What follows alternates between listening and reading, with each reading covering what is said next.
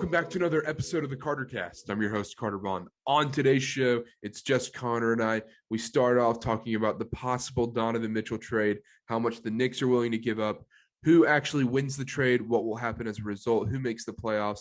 We get into that. We also do Summer League overreactions. We talk a little college basketball. I know it's July, but we talk a little college basketball. Some news came out this week. And then we close talking some NFL football, a little brief preview talking about some NFL. Starting next week, we're going to get all into college football and the NFL. We have some guests coming on to do some over-unders pods, some interviews. It's going to be awesome. Stay tuned for that, and I hope you enjoy the show. But before we get into today's show, we are brought to you by Pod Talk. Pod Talk is the best way to listen to podcasts. It has the best interface compared to every other podcast listening app out there. I use Pod Talk myself. Go download it right now in the App Store. Go join group discussions on your favorite podcasts like this one. Go subscribe and talk about the Carter Cast in the Carter Cast group discussion on Pod Talk right now. Download Pod Talk in the App Store today. And now here's the show. All right, we're live. We have nothing to talk about, if we're being honest. Slow news day.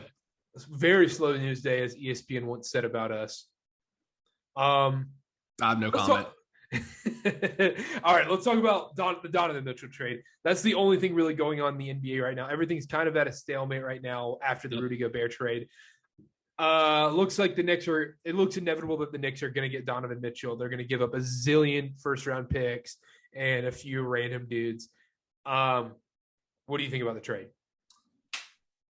I want to first tip my hat to Danny Ainge just because I don't know if this was planned or not during this offseason, but him trading Rudy Gobert first and setting that precedent for how much like the package he got for Rudy Gobert, that set the Jazz up to get an unreal haul for Donovan Mitchell is what it's going to be.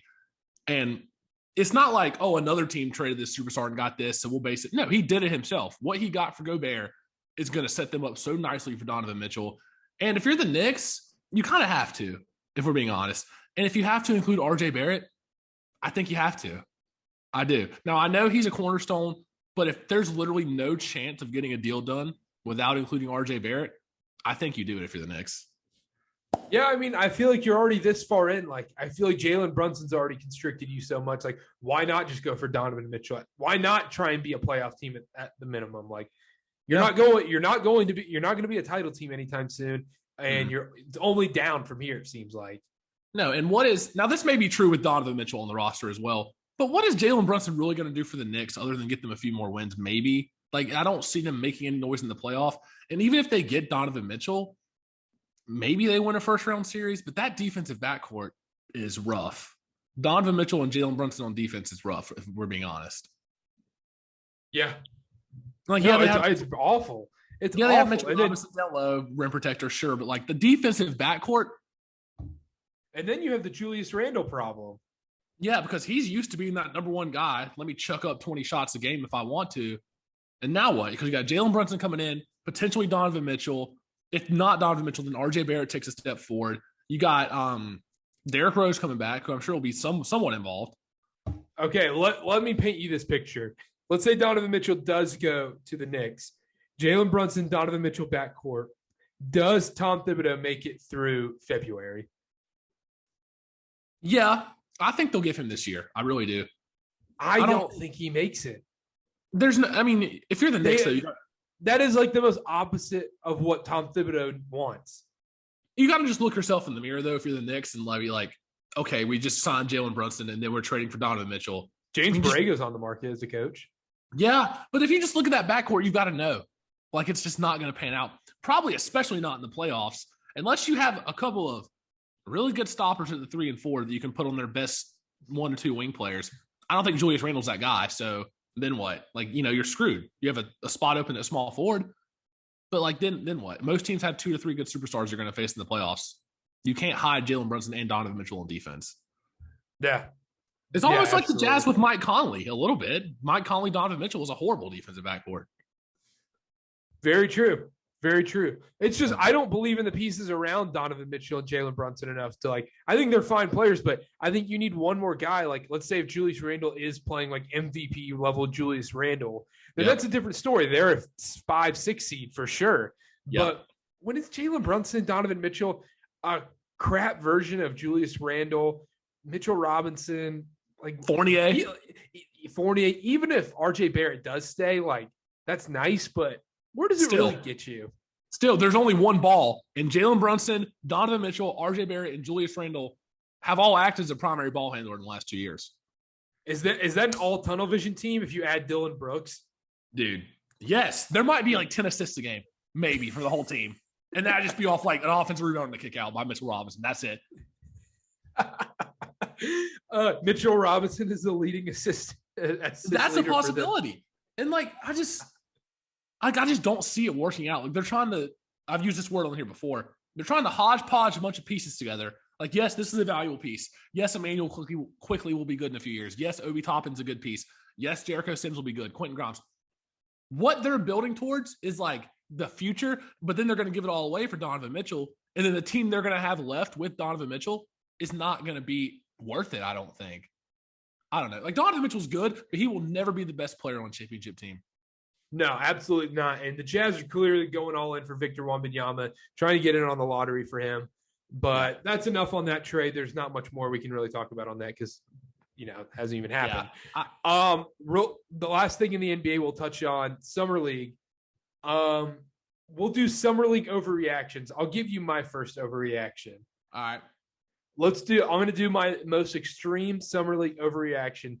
Kenneth Lofton Jr. is the next DeMarcus Cousins. Oh, God.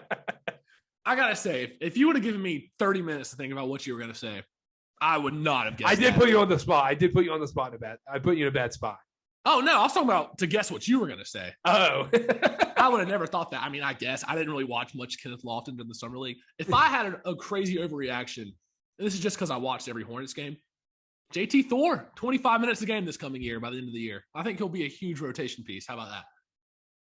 Really? You were convinced by JT Thor? I thought maybe. Did you watch that last game? I didn't watch the last game. I watched all but the last. He had 28, and okay. That's probably why then, because I didn't watch the last game. He took over every single game besides the last one. He had like 3 steals in the last 45 seconds and hit like 2 huge threes to like almost tied the game and go to overtime. James Bouknight not playing on the Hornets Summer League team really hurt guys like Mark Williams and Kai Jones. And also, we mentioned this before we were texting and stuff. I don't know why the Hornets are continually putting Nick Richards out there. He's never going to make it. He's never going to be a starting guy in the NBA. He may be a backup center here and there in some weird trades as just another name on a trade. Yeah. But why would you not just use that time to develop Kai Jones and Mark Williams? Let them each play 24 minutes, and whenever one's not on the floor, the other one's out there, and just let them get as much burn as possible. The Nick Richards treatment by the Hornets organization has been just so mind-boggling to me. I thought it was a good pick in the second round, like a flyer, like he could turn out. Well, I think by now we've realized Nick Richards has hit his ceiling potential-wise. Like he's not going to be a starting center, will not be a starting center. Probably won't even be a rotational piece if we're being completely honest. Like he's a decent defender, a good rebounder. He's a second-round pick. Yeah, exactly. So for him to go out there and take minutes away from, number one, the Hornets lottery pick this year. Number two, both of their draft picks last year in Kai Jones and JT Thor. Because let's be honest, JT Thor has to play the power forward position. He's not a 3. It's just not. He's just not in today's game. So Nick Richards going out there and being a black hole and literally clogging the paint up. You literally have Nick Richards on one baseline, Kai Jones on the other baseline, JT Thor in the short corner, or one of them at the elbow. There's no spacing. In the first 2 games, it was so hard to watch. So hard to watch. Because you have Jalen Crutcher out there just throwing 10 turnovers a game. And the only real shooting in that lineup is Bryce McGowan's. And it was just hard to watch, dude. Thank God they benched him the last few games and just shut him down. Thank God. Yeah, no, the guard play was honestly atrocious. Another Summer League overreaction for me. This isn't a crazy overreaction because I think most people think this way. I am considering putting a sizable amount of money on Paulo Banchero for Rookie of the Year at plus 360. I feel like that should be minus 120. I think that's a really good play because if we're talking about just usually Rookie of the Year is stats based, numbers based. Don't really care about winning, which none of the first top 3 picks will win. But Chet will put up decent numbers. I think averages wise though, Paulo's going to be head and shoulders above him and Jabari Smith. So let's be honest. Jabari Smith looked mediocre in the summer league. Let's be honest. Well, not just that. I also think Paolo's going to get the ball more than all of these guys. Even Jaden Ivey. Jaden Ivey's going to have to be competing with Cade Cunningham. And then also Jabari Smith is going against one of the biggest ball hogs in the league, Jalen Green. And Kevin Porter. Yeah. Is he going to touch the ball? Like, yeah, I don't even know if Jabari Smith plays. Like, he'll probably start, yeah, but, like, I don't think he plays big minutes. I think Paulo literally plays 35 minutes a night. Well, and Paulo's he's going to be the number one option, him and Wagner. Yeah. I agree. So, I think plus 360, I think I'm consider a large amount of money placed. I think that's a good deal. Do you have an overreaction? I put you on the spot here. Did not play. Not an overreaction. I'm going to stay on the Hornets here just because I watch them the most. Would you be mad if Brady Manick got a 2-way contract? Yes, I would be mad. No, I don't know. Okay, you know what? He looks pretty good. No. He's going to get a 2-way contract. You know who the owner is? We all know who the owner is. It's Michael Jordan. Of course we know who the same thing. Yeah, of course we know who the owner is. Of course he's going to get a 2-way contract. At the bare minimum, we will see him signing autographs in Greensboro after beating the Lakeland Magic. If you think about that summer league team, though, Bryce McGowan is going to get a guaranteed deal. He's not going to be a 2-way player. They're going to give him a guaranteed deal, and that opens up a spot. Tell me this. Do not say LiAngelo. Carter. Do not say LiAngelo. Who deserves a 2-way more, LiAngelo or Brady Manick? Brady Manick, and it's not even close. I don't even think it's close. And I like LiAngelo. I think it'd be cool. Bro, if you're watching from an unbiased perspective, I don't know if I saw much difference between them two. They play the exact same game. I was actually curious as to people's reactions, so I was looking for stuff during the games, during this past week during Summer League. Either on Twitter, I went on Reddit and looked in the Hornets subreddit. People loved some Brady Manick. Because they're Charlotte Hornets fans from North Carolina. How would they not like Brady Manick? I'm just saying, there's always going to be some form of spot in professional basketball for a 6'9" guy who can shoot the shit out of the ball and make timely cuts. Look, I'm not saying Brady Manick can't have a career. I'm not saying Brady Manick is this horrible player. But I'm saying if you are not a diehard Carolina fan, you would not be thinking, I think Brady Manick should be in the NBA. I don't necessarily think he should be in the NBA. I don't think he'll ever get meaningful minutes in an NBA game. But over LiAngelo and of the guys on the Summer League team that aren't already guaranteed contracts, who else? Not Jalen Crutcher. Maybe LJ Figueroa is the only one. He balled out. That's the only other one I would put up there because Kai, JT, they all have guaranteed contracts. The thing is, it doesn't matter to me if I think it would be smart to put Brady Manick on this Greensboro Swarm to sell tickets because, yeah, why not? Did you see? I can't remember. I don't think this was the last game. I think it was the game before that. That drive he had and that lob to Mark Williams. That was nice. Yes. That was nice. Just saying. I'm not saying he's a bad player. Okay, but wait till when an NBA player has to go one-on-one against him. Yeah, him and Matthew Hurt are like the same thing. That's fair. Oh yeah, I'm not gonna say he's anything special defensively. I don't think he'll ever contribute meaningful minutes, but he deserves a 2-way more than LiAngelo. I like LiAngelo ball, but all right, another Summer League overreaction for me. I was pretty lukewarm about Chet. People were freaking out every time he touched the ball. Like people were just begging for him to do something. I was like, if any of these other players did what he did, they would just have looked over him. He didn't he had a couple good games where he beat up on some smaller guys or some less talented guys. The second somebody got physical with him, he couldn't handle it. 100%. He got bullied by what was it? Lofton? Who was it? It was Lofton. It was Lofton, and also even Kofi Cockburn in the first game, or Kofi. I don't know how you say it. He still put a body into him. Chet played well offensively, but defensively he couldn't. He was getting back down every time. So yeah, I was lukewarm on Chet, but what were you gonna say?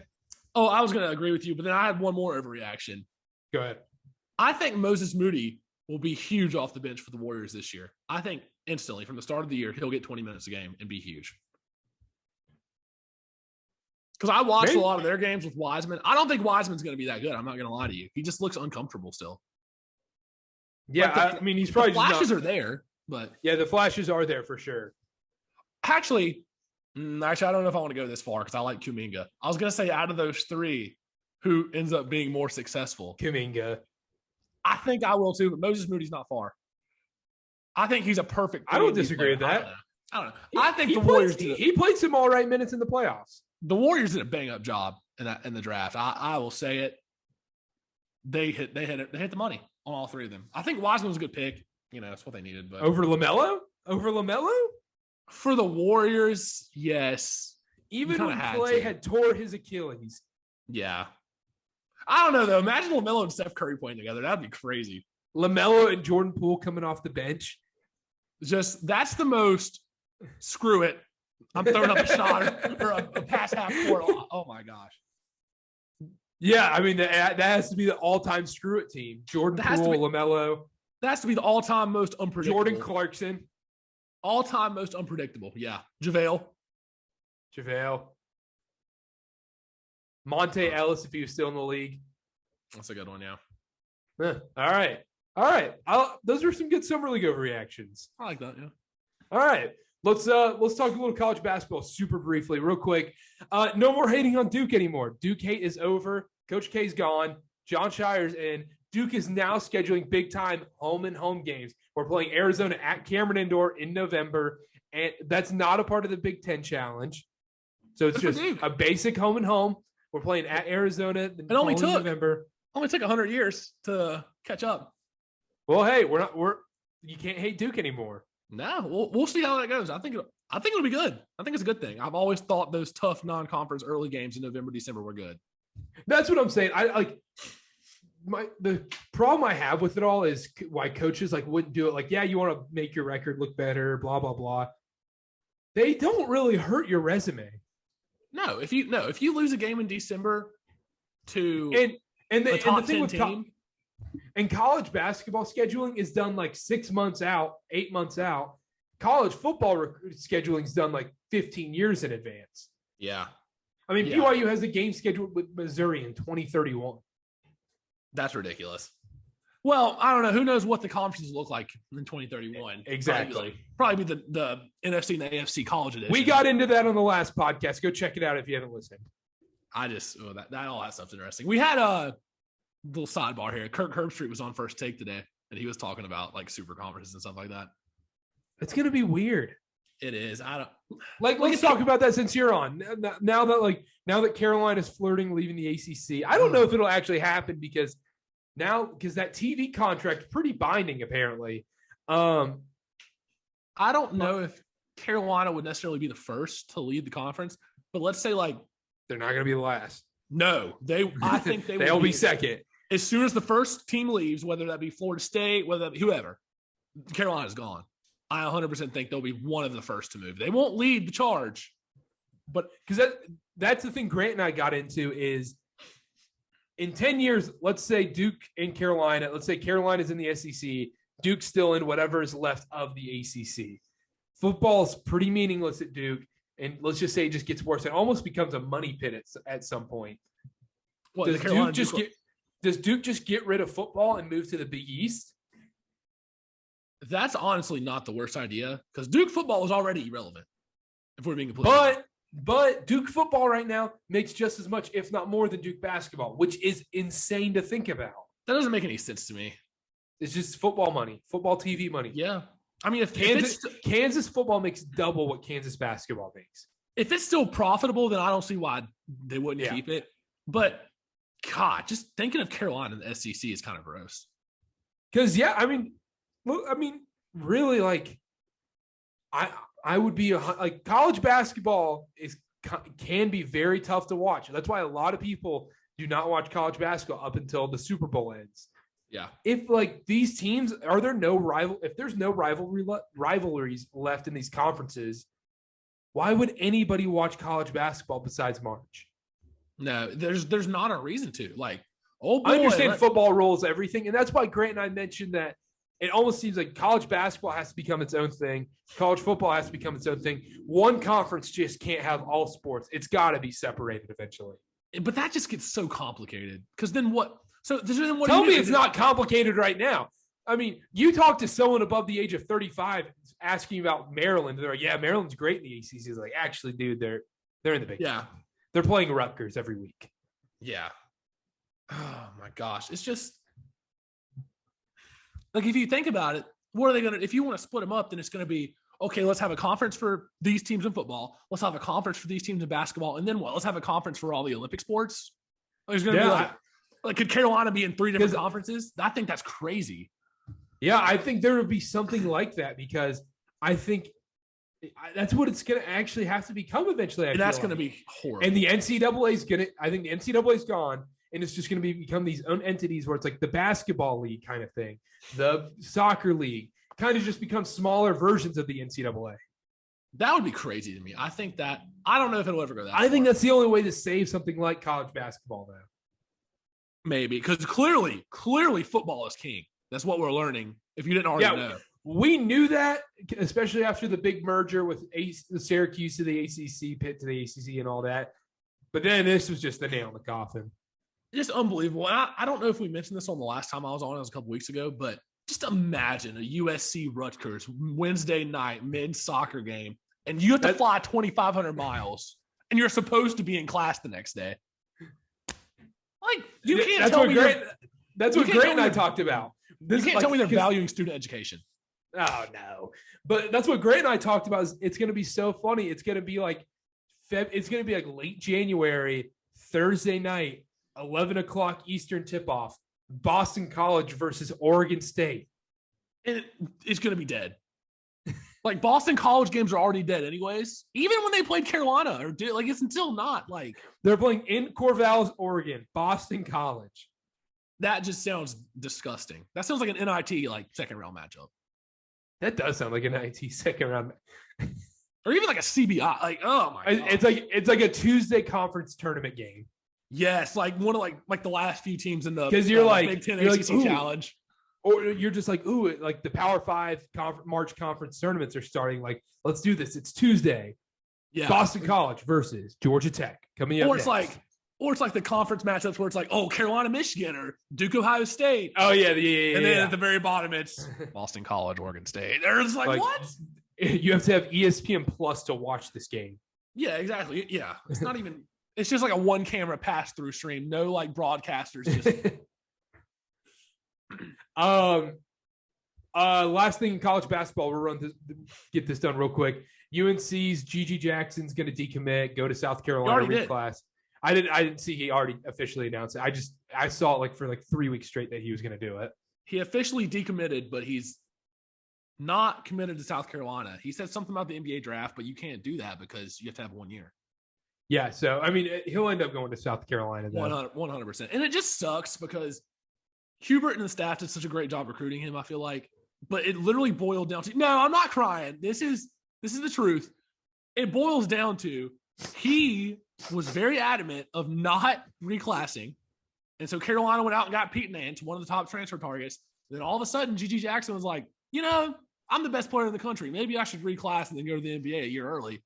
And Carolina just didn't have any scholarships and refused to cut somebody. It is what it is. The thing is, I'm not even – this might sound salty. It's going to be irrelevant at South Carolina. Irrelevant. Golly, dude, there's a lot of salt in that. Nah, I'm not. Yeah, you're salty. All these Carolina fans are. Fans are. I can see. I'm not mad at the kid. He did what's best for him, 100%. Okay, yeah, we'll mention that because that's the gross thing about when you get into college sports is when all these 45-year-old dudes on Facebook, they're like, "Why does he not want to go to our school?" And it's college basketball's dead. There's no class or honor anymore. I'm like, this kid's 17 and wants to make $1 zillion in the NBA. Relax. And the thing is, he did everything. If you look at all the interviews and everything all the articles really, Gigi Jackson did a lot in his power to still come to Carolina. He even contemplated coming on as a walk-on and then making all his money for the scholarship through NIL, but it was just too big of a risk, which I agree. I would not do that. But he clearly wanted to come to the program. It just didn't work out. Carolina refused to cut somebody. It is what it is, but he made the right decision to go to the league a year early. He's doing it right. I mean, I'm mad he's not coming, but it is. But now you're saying he's going to be irrelevant. I think he'll be a good player in the league. You can't get the salt out of your mouth, dude. It's like Anthony Edwards going to Georgia. Oh, Or Markelle Fultz going to Washington. Like, yeah, you're going to be a high draft pick, but you're going to suck in college. Whatever. Oh, finally. It's been a long time since I got a win. It's been since February since I've seen like. That's not a win. That's just like a draw. That's like a neutral. A draw? A draw. It's not like he went to Duke. Pete Nance is going to average 6.1 points per game, and you guys are going to act like he was supposed to be Brady Manning. Will Pete Nance be Justin Pierce? Yes, he's going to be Justin Pierce. Exactly like that. I would put a large amount of money that he will not be starting by conference play. Oh, it'll be Puff Johnson or Dontre Styles, 100%. But it just gives me shades of back when Justin Pierce committed, and everybody's like, whoa, he averaged 17 at William and Mary. Like, he can get some buckets. Oh, Pete Nance is averaging double figures at Northwestern. That's not ACC basketball. Yeah, it's Big Ten basketball. It's a step up from Justin Pierce and William and Mary, but still. The transfers are weird. It's a low hit rate on the transfers in reality. Brady Manning is the biggest hit in the ACC transfer-wise. Alondas Williams, I'd say. Yeah, him and LaRavia both, actually. Yeah, I was about to say, because those dudes were like out of nowhere. Yeah, Manning did come from Oklahoma, I guess. Okay, enough on college basketball. We talked college basketball. All right. Let's close with this segment because we got to run. We're going to talk a little football. Next week is when we're getting really into football. We'll talk fantasy stuff, gambling. We have a ton of over-unders podcasts coming with college football and NFL. Bunch of stuff, fun stuff planned and interviews. The last thing we'll close with today, NFL teams that tickle you. That's our segment today. Just you're going to name 3 teams that tickle you in the NFL. They can't be like, oh, the Kansas City Chiefs. You can't do that. But teams that tickle you. You're like, I'm excited. Do you have one off the bat? I have one off the bat, but I don't think it's a fair one off the bat. Why not? Should I say it? Yeah, why not? The Carolina Panthers. Oh, okay. See, I thought you were going to say that. Why does that tickle you? How do the Carolina Panthers not tickle you? Because, we've seen Baker. He can play in the NFL. He can win games in the NFL. I don't know what his shoulder is. That's the big question. Sam Darnold's gone. Sam Darnold's an afterthought. We finally actually upgraded at quarterback from what we were. Yep. I think we have a top 10 defense in football without question. I think it's arguably top 5 with the additions we've made and J.C. Horn coming back at full health. And our offensive line took a complete 180, in my opinion. We got huge assets on the offensive line. Christian McCaffrey is healthy, and this is all contingent on a lot of what ifs. If Baker can be serviceable, not saying great, serviceable. If Christian McCaffrey is healthy, if our O-line takes that next step, and I think our O-line is drastically different. The biggest issue, it's not even the injuries. It's not even whether Baker's good. It's who's leading the ship. It's Matt Rule. That's my problem. But I was literally about to go there. Literally about to say that. But they still tickle me because how low their odds are. They're supposed to finish last in the NFC South. They're supposed to be the worst team. All this. For them being like plus 1,000 odds to like win the NFC South, obviously they're not going to win it over the Tampa Bay Buccaneers unless Tom Brady gets hurt. Mm-hmm. I'm tickled by them. I'm not saying they're going to, but I'm tickled. Example. I'm a little tickled, but I'm less tickled than you, dare I say, because it's more optimistic than the start of last year, I think.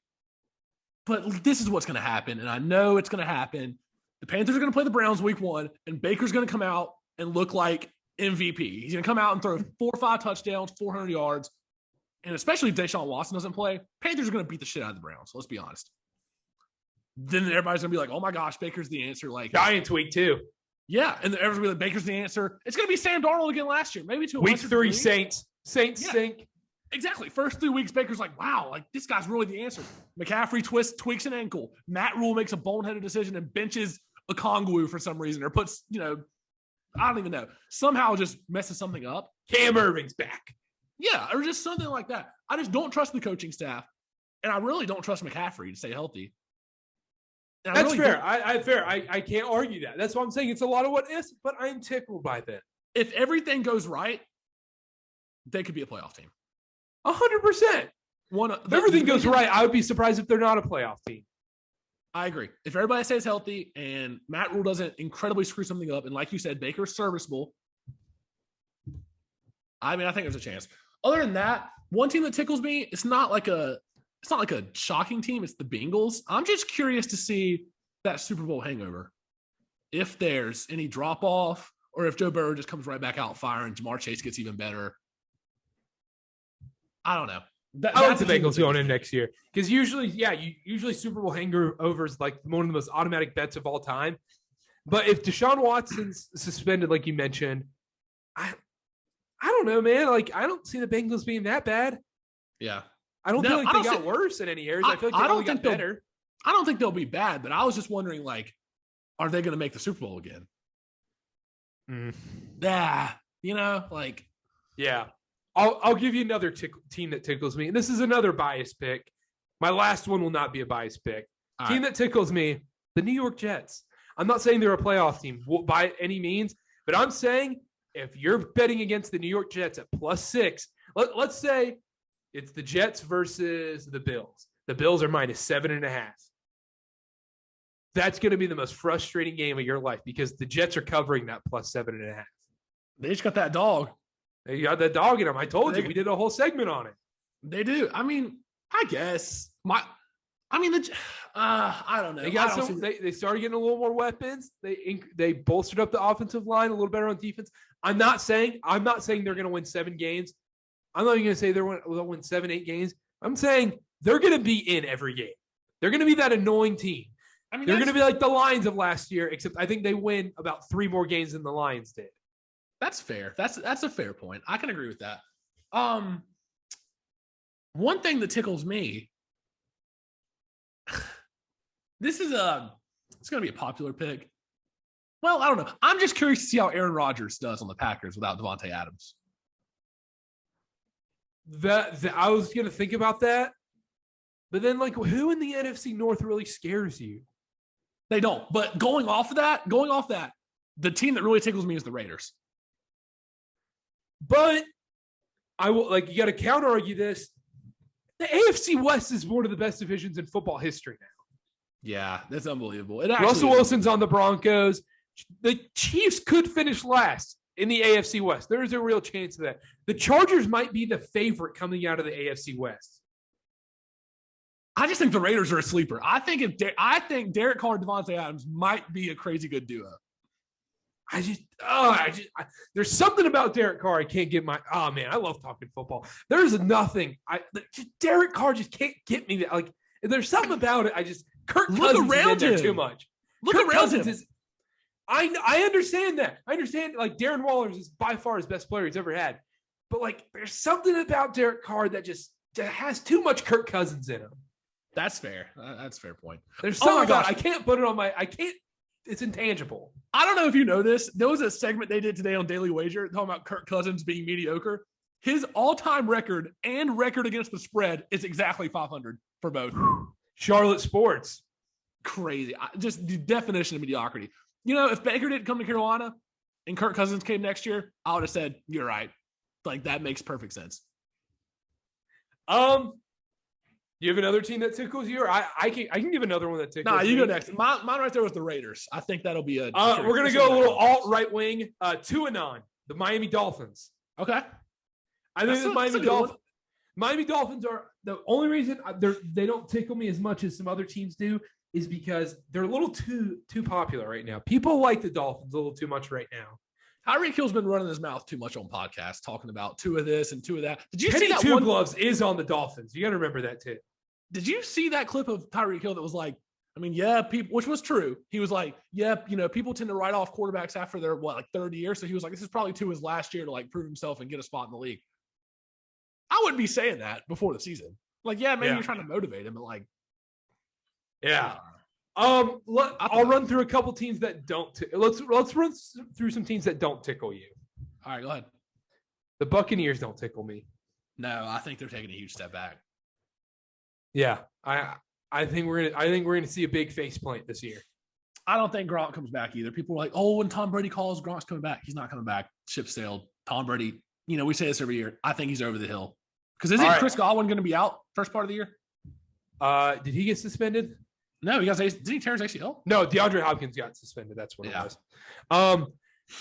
All All right. This is my least favorite team going into next year. I was going to do this on our next NFL podcast, but we'll close here. Go ahead. But I have a quick team that doesn't. I have a quick team. If you steal it, go ahead. Speaking of DeAndre Hopkins, the Cardinals. Oh, that's fine. That's fine. I don't think they do anything this year. I'll leave it at that. Okay. Yeah, I mean, their division got a little weaker. The Seahawks are going to be irrelevant. The Niners have a huge question mark with Trey Lance at quarterback. We'll have Brian on the podcast. We'll talk tons of Niners football. Don't say the Rams here. No, not the Rams. All right. I hate this team. I don't believe in them at all. Oh, okay. Go ahead. The New England Patriots. Good one. New England Patriots. I don't believe in Mac Jones at all. I think Mac Jones is the most overrated quarterback in football. I think always thought that. I said that every week on this podcast. Everyone's like, and even Brian came on, even Grant were like, dude, how can you keep saying that? Because he doesn't. Mac Jones is the classic case of he's got Teddy Bridgewater syndrome. Yep. If you got a lead, he can win you a game. If you're behind, you're not winning that game. The second you're down double digits, it's over. If you have to manage a game and hand the ball off on first and second down and throw a dump off on third down or a screen pass, he's your guy. But if you're losing, you can't sling it down the field. Because it's kind of like the weird thing, like, you know how in the NBA, everybody has to be able to make threes now. Everybody has to be able to have some sort of an honest jump shot. Yeah. That's how it is in football at quarterback now. You kind of have to be able to run a little bit. And he is a cinder block. He's got Matt Hurt, Brady Manick, cinder block feet in the pocket. I hate the Patriots. I don't understand why anybody thinks the Patriots are going to be good this year. I see them finishing dead last in the AFC East. I know that's the dumbest pick you can ever say in sports, is the Patriots finishing last, the Patriots not making the playoffs. I don't see it. I think they spent their money in horrendous ways. Their wide receiving core is the grossest wide receiving core in the league that's being overpaid. I agree. You're telling me Hunter Henry's going to stay healthy for an entire year? Give me a break. I don't like the Patriots in general. I don't know if they'll finish last in the division, but last. Book it. Dead last. Dead as a dog. I'm trying to think. I have one more team that, I mean, obviously, like, teams like the Seahawks don't count because you're like, the Seahawks. Denver's a weird team. Football's going to be weird this year. It feels weird going into this season. I think Tony Pollard starts over Zeke by the midway point of the year. I think Zeke's done halfway through the year. Tony Pollard is so good. We'll get into fantasy sleepers on the next podcast. We'll get into that. We have interviews coming up. We got to close here. Make sure to check out cartercast.com. Check out the YouTube page. Subscribe on the YouTube page. And we'll be back next week. Have some interviews. If we do have an interview, we'll post it later this week. Had some scheduling conflicts right now, but awesome. We will see y'all next time, and thanks for listening. Bye.